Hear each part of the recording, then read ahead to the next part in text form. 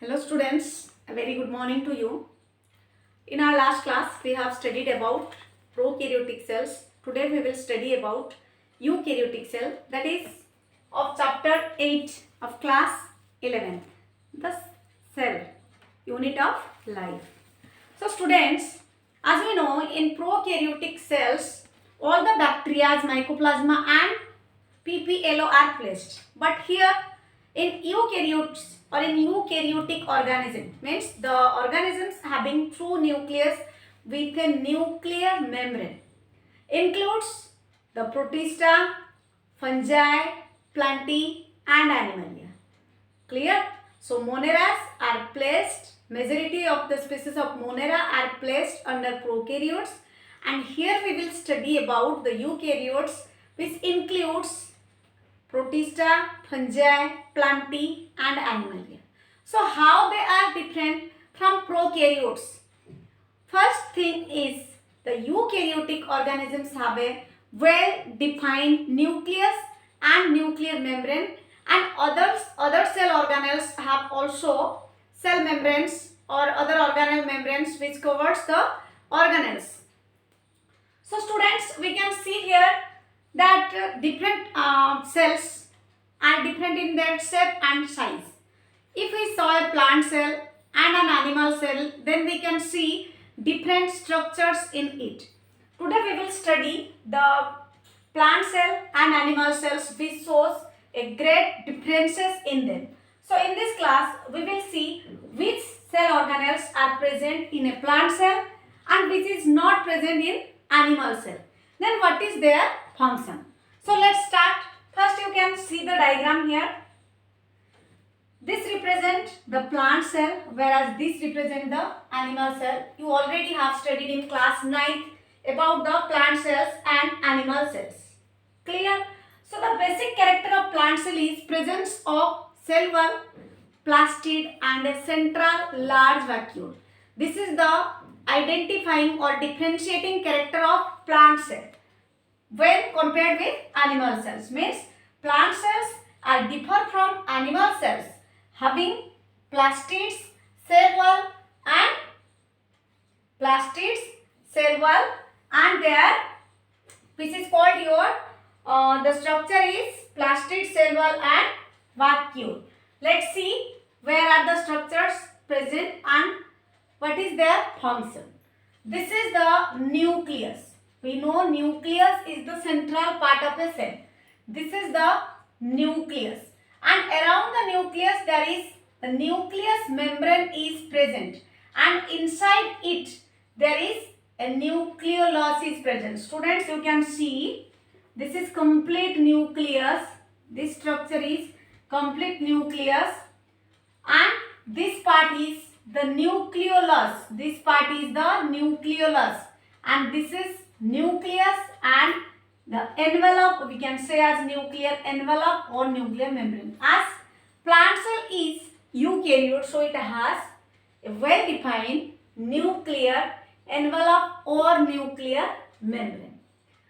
Next, I have told you about the presence of a vacuole. Here is the vacuole. Normally 90%, more than 90% of the whole area in a plant cell is acquired by its vacuole.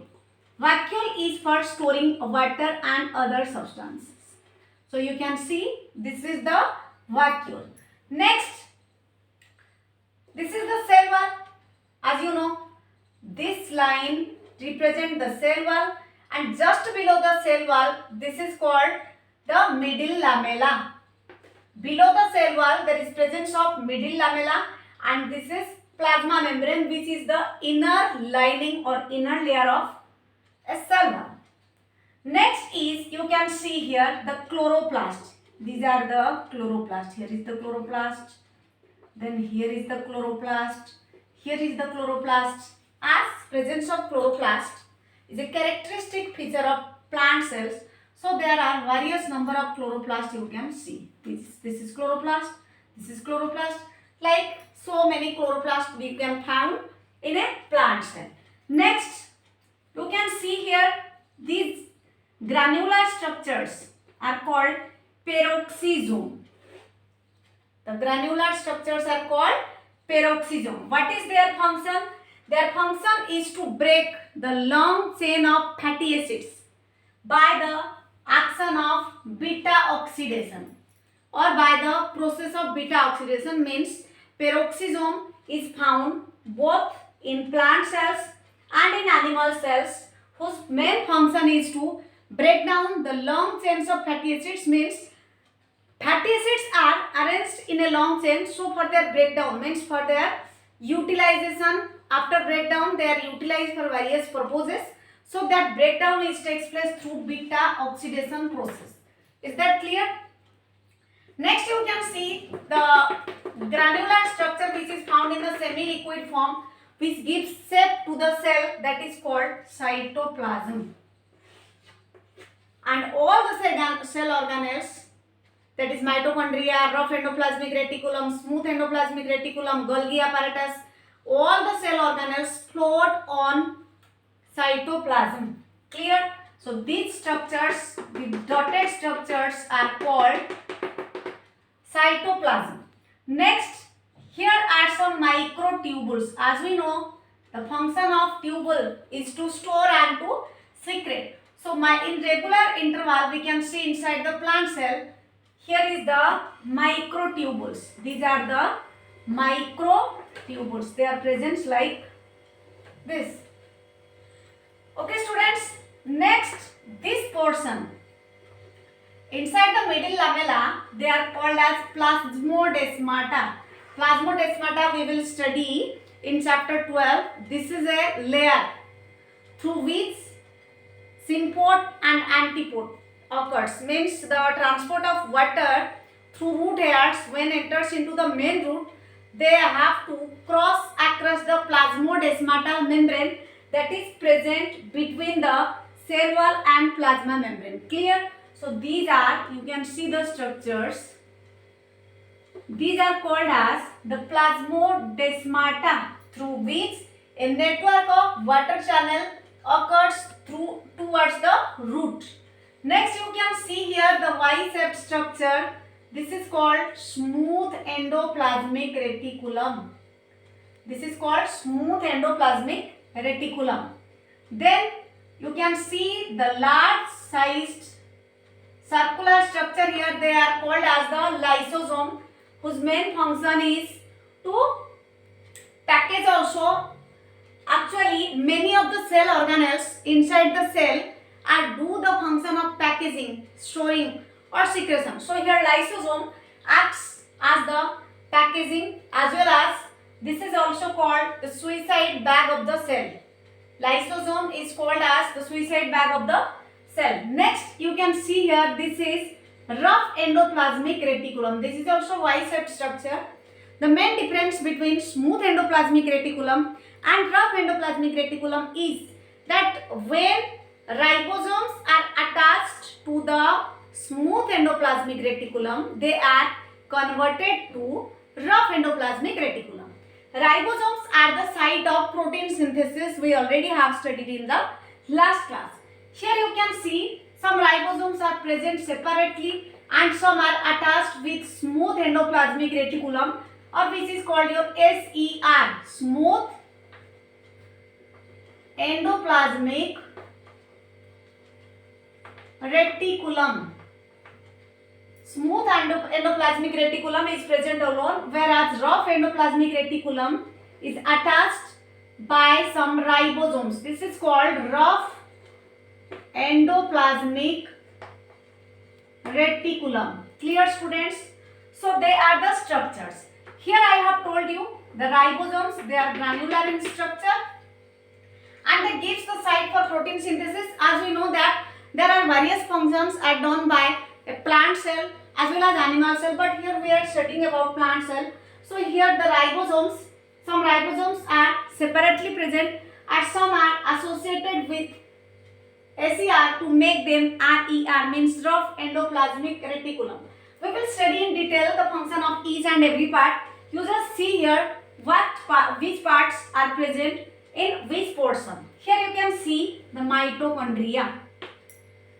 This part is called mitochondria. This is the most important part of a cell, and this is called as powerhouse of the cell. Mitochondria is called powerhouse of the cell because it stores energy, it stores ATP in the form of, or energy is stored in the form of ATP, means adenosine triphosphate. It's stored in mitochondria, and that ATP is utilized to do various activities. That's why mitochondria is called the powerhouse of cell and ATP is called the energy currency of the cell. So students, these are the structures here we see, and we know some functions of these organelles, cell organelles. Let's move towards the animal cell. Here in the starting, I have already told you that the plant cell and animal cell have main difference is the plant cell have cell wall, whereas the animal cell have cell membrane. And the animal cell membrane or the plant cell membrane, plant has also cell membrane, but that is lies towards the inner layer. But here the outer layer is also called plasma membrane or cell membrane, which is selectively permeable. So students, you can see what is the difference between a plant cell and animal cell. Let's see the different structures.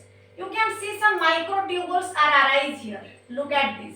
These are called as the microtubules, means these tubules are present all around the cell. But here I have shown only a portion of it. These are called as microtubules, or we can say as microvilli. Clear?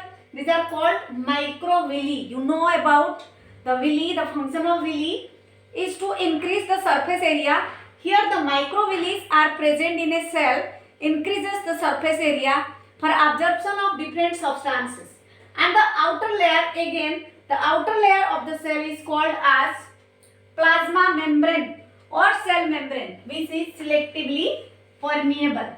Next we can see here the nucleus. And this is the nuclear envelope. This is the nuclear envelope, and this part is nucleolus. Remember students, nucleolus is present inside the nucleus, whereas around the nucleus is present. Again, the nucleus is covered by a nuclear membrane, or we can say as nuclear envelope. Then here is some Golgi apparatus present. The main function of Golgi apparatus is to packaging the materials. Same peroxisome is present like in case of plant cells. Here you can see the structure. These are called as peroxisome. They also breaks the long fatty acid chain by the help of beta oxidation process. Then you can see here the centriole. The function of centriole is to, during cell division, when chromatin threads, we will study it in our next chapter, the chromatin threads are separated or stretched towards the opposite poles by the help of this centriole. Next portion is your Golgi apparatus. Here I have showed you Golgi apparatus. Here is also some Golgi apparatus. I have told that their function is to packaging their substances. Then here is the lysozyme. Lysozyme is present both in plant cell as well as in animal cell. So lysozymes are called the suicide bag of the cell because sometimes, as their main function is to clean, sometimes they eat their own self and get burst. Next, I have told you about cytoplasm in plant cells. Here is also the cytoplasm. They are semi-liquid in form and gives the shape or structure to the cell. Here, like in plant cell, here is also presence of SER, or you can say as smooth endoplasmic reticulum. This is smooth endoplasmic reticulum and this is rough endoplasmic reticulum. As I have told you, when ribosomes attached with the endoplasmic reticulum, then it converted into rough endoplasmic reticulum. They also help in the protein synthesis as ribosome is attached to it. Next is ribosome. Here, this is the site for protein synthesis, and this is the mitochondria, which is called as powerhouse of the cell. So there is no more difference between plant cell and animal cell. The cell organelles found in both plant and animal cell are almost the same and do the same function, but here the main difference which I have told you, if some basic differences asked in questions, then you can write that the structure of plant cell is rectangular in shape. Here we can see the diagram is like circle, but actually this is not like a circle. You can say that the structure of plant cell is rectangular, whereas the structure of animal cell is circular. In plant cell there is cell wall, then a vacuole and chloroplast is present, but in animal cell there is presence of centriole and plasma membrane. So these are the basic differences we can see in the diagram. You can see the diagram and you can follow your NCERT book and draw the diagram 5 times and label its different parts. Clear, students? So let's understand about cell membrane. Clear, student? We will study now about cell membrane.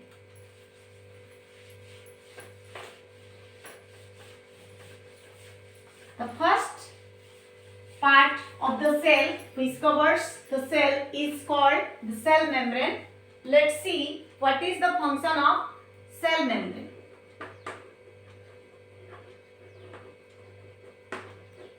Cell membrane is also called as plasma membrane.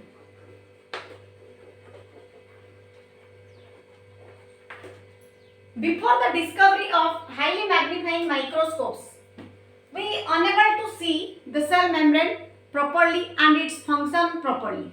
In 1950s or in 1960s, when discovery of 1950s or we can say 1960s, the discovery of electron microscope, discovery of electron microscope, these are the more powerful microscope through which we can see detail and can study the different functions. So in 1950s, the discovery of electron microscope makes the ease of studying the plasma membrane or the cell membrane in detail. It is studied that the plasma membrane is composed of bilayer lipid or lipid bilayer. It is found that the cell membrane or plasma membrane is made up of lipid bilayer. Lipids are arranged in the cell membrane as a bipolar manner. Bipolar manner means some are towards the cell membrane and somewhat buried in the cell membrane. Suppose if this is cell membrane, then the bilayer lipids, some is in the cell membrane and some are away from the cell membrane. These are the lipid bilayers. We can say that the hydrophilic tail is towards the inner part. One is hydrophobic tail. As we know, tail and head, one is hydrophobic and is hydrophilic. Hydrophobic tail is towards the inner layer, is towards the inner layer. If we see the diagram of the cell membrane or plasma membrane, then we can able to know that how the lipid bilayers are arranged in the cell membrane or in the plasma membrane. So students, we can say that this hydrophobic tail or the hydrocarbons present in it protect the cell membrane from external injuries to the cell. Next, this is not enough. After discovery of the microscope, electronic microscope, we can see here that later biochemical investigation found that the cell membrane is not only made up of lipids, they were also made up of proteins and carbohydrates. First, it is explained that the cell membrane is made up of lipid, but later biochemical study gives the evidence that the cell membrane is also made up of protein and carbohydrate. Protein and carbohydrate. Okay students, so these are the substances which are present in the on the cell membrane. We will study it in detail in our next class.